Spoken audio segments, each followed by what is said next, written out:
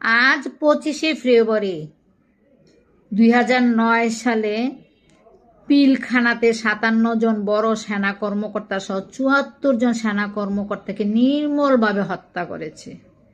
আজও তার বিচার হয় নাই।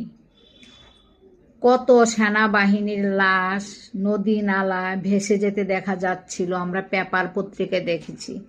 কত সেনাবাহিনী লুকিয়ে আত্মরক্ষা করতে চেষ্টা করেছিল, তাদেরকে ইন্টারনেটের মাধ্যমে মোবাইল নাম্বার খুঁজে খুঁজে কোথায় আছে, কোথায় লুকিয়ে আছে, ওখান থেকে ধরে এনে ওদেরকে নির্মলভাবে হত্যা করেছে।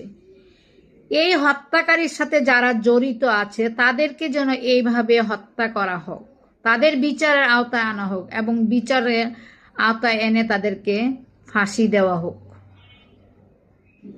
সারা বিশ্ব সেদিন কেঁপেছিল মাঠ ঘাট, মানুষ কেঁদেছিল, কিন্তু আজও তার বিচার হয় নাই।